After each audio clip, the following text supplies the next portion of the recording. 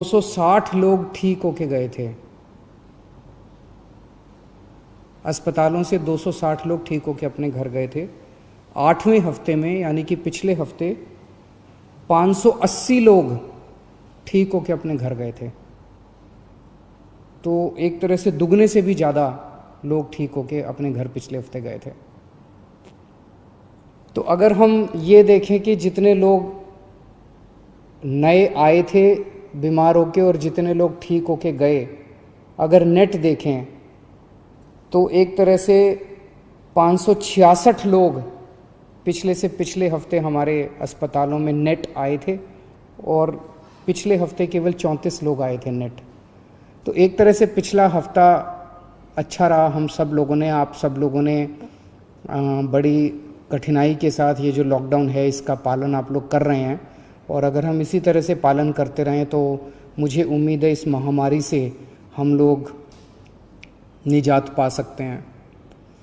पिछले हफ्ते रविवार को जब मैं आपके सामने आया था, मैंने कहा था कि अभी हम लोगों ने तय किया है कि लॉकडाउन एज इट इज़ जारी रहेगा, कोई रियायत नहीं दी जाएगी, और 27 तारीख को हम लोग इस पे दोबारा निर्णय लेंगे कि लॉकडाउन को जारी, इसमें कुछ रियायत देनी है कि नहीं देनी है।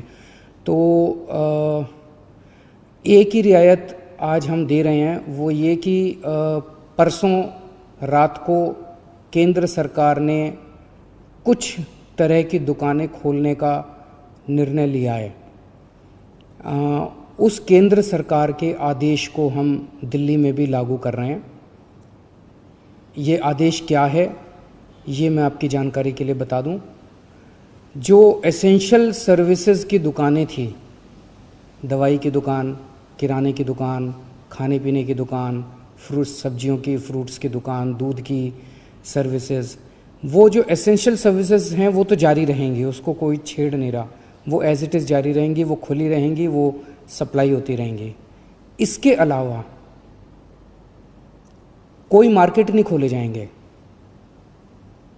कोई डीडीए मार्केट नहीं खुलेगा, कोई ये मार्केट वो मार्केट, कोई मार्केट नहीं खुलेंगे, कोई शॉपिंग मॉल नहीं खुलेंगे, कोई मार्केट कॉम्प्लेक्स नहीं खुलेंगे।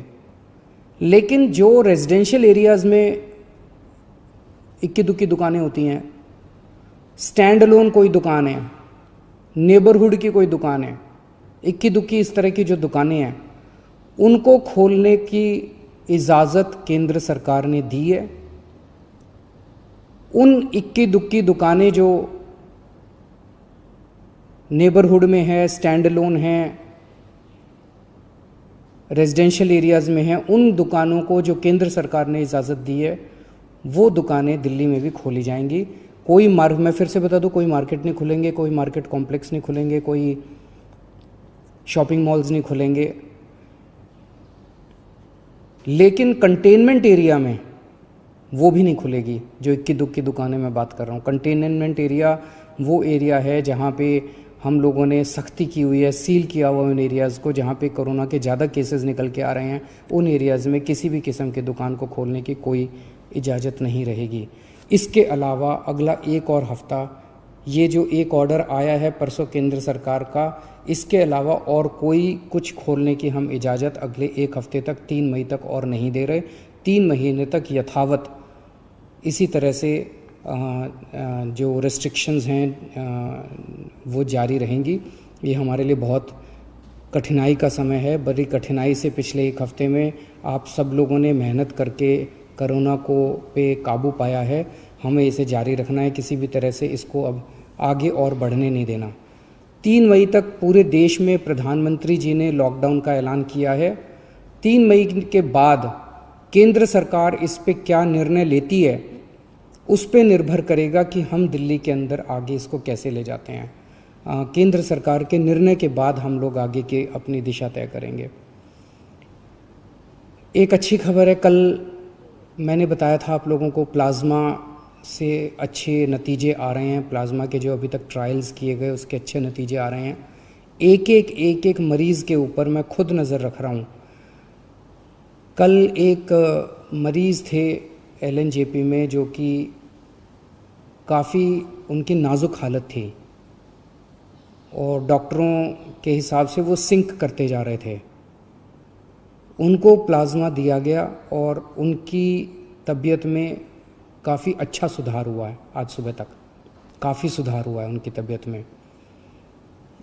मैं डिटेल्स में नहीं जाऊंगा, डिटेल्स में जाना सही नहीं है, लेकिन उसको देख के हमारा उत्साह बढ़ा है इस प्लाज्मा थेरेपी को लेके कि इतने सीरियस मरीज भी ठीक हो सकते हैं इनसे। मैं उम्मीद करता हूं कि वो पूरी तरह से स्वस्थ होकर अपने घर जाएंगे। अभी तो आईसीयू में ही हैं और मैं एक हमारी कोशिश है कि कोई भी मरीज़ प्लाज्मा का उसकी मौत नहीं होनी चाहिए। किसी की भी मौत होती है तो बहुत दुख होता है। हमारे डॉक्टर्स, सभी अस्पतालों के डॉक्टर्स, नर्सेज पूरी कोशिश करते हैं उन लोगों को बचाने की, एक जान बचाने की पूरी कोशिश करते हैं। हमारी कोशिश है कि किसी भी व्यक्ति की मौत नहीं होनी चाहिए। एक व्यक्ति से मैं पर्सनली उसकी खबर रख रहा हूँ, एक मरीज़ की खबर रख रहा हूँ। जो मरीज़ ठीक होके जा रहे हैं उन मरीजों को हम कह रहे हैं कि प्लाज्मा डोनेट करो। एक मरीज़ से मैं भी बात कर रहा हूँ, मेरी टीम भी बात कर रही है और उन्हें प्रोत्साहन देते हैं कि आप डोनेट कीजिए। मुझे बहुत खुशी है कि सब लोग आगे आके दूसरों की जान बचाना चाहते हैं। हर धर्म के लोग, चाहे वो किसी भी धर्म के हो, किसी भी जात के हों, सब लोगों के मन में एक जज्बा है कि मेरी जान बची, अब मैं किस तरह से दूसरों की जान बचा सकता हूँ। मेरे मन में एक विचार आ रहा था, मैं सोच रहा था कि कल को, अब जब मैं पिछले कुछ दिनों से लोगों को ब्लड डोनेट करने के लिए, प्लाज्मा डोनेट करने के लिए इतना हम लोग उनको प्रोत्साहित कर रहे हैं, तो मेरे मन में एक विचार आ रहा था कि कल को कोई पेशेंट, मान लीजिए हिंदू है और बहुत सीरियस है, हो सकता है उसको मुसलमान का प्लाज्मा उसकी जान बचाए। मान लीजिए कोई पेशेंट मुसलमान है, बहुत सीरियस है, हो सकता है किसी हिंदू का प्लाज्मा, हिंदू के शरीर का प्लाज्मा उसकी जान बचाए। भगवान ने जब धरती बनाई थी तो उसने तो इंसान बनाए थे। हर इंसान की 2 आँखें हैं, एक जैसा शरीर है, लाल रंग का खून है, उसी किस्म का प्लाज्मा है। भगवान ने तो हमारे बीच में कोई दीवार पैदा नहीं की। भगवान ने तो किसी किस्म के ये धर्म वो धर्म हमारे बीच में किसी किस्म की खाई पैदा नहीं की। ये तो सब हम ही लोगों ने की हुई है। कोरोना होता है तो सबको होता है ना, कोरोना तो हिंदू को भी होता है, कोरोना तो मुसलमान को भी होता है। और आपके शरीर का प्लाज्मा जब बचाता है तो वो हिंदू का प्लाज्मा भी दूसरे को बचाता है, मुसलमान का प्लाज्मा भी बचाता है। हिंदू का प्लाज्मा मुसलमान को भी बचाता है, मुसलमान का प्लाज्मा हिंदू को भी बचाता है। तो फिर ये दीवारें हम लोगों ने आपस में क्यों पैदा की हुई हैं? कम से कम ये कोरोना की बीमारी से हम ये सीख तो ले सकते हैं। अगर हमारे देश के सब लोग, हिंदू, मुसलमान, सिख, ईसाई, जैन, बौद्ध, हम सब मिलके एक साथ काम करेंगे, प्यार और मोहब्बत से काम करेंगे, तो ये देश को कोई नहीं हरा सकता। इस देश के सामने पूरी दुनिया को झुकना पड़ेगा। हमारा देश इतना अच्छा है, और अगर हम बट गए, आपस में लड़ते रहे, तो फिर कोई उम्मीद नहीं बचती है। तो मुझे लगता है इससे हमें ये सबक लेना चाहिए। अगर आपके मन में कभी भी कोई दुर्भावना आती है किसी दूसरे धर्म के व्यक्ति के प्रति, तो ये सोच लेना कि हो सकता है उसका प्लाज्मा कल को आपके काम आए और आपकी ज़िंदगी बचाए। Thank you.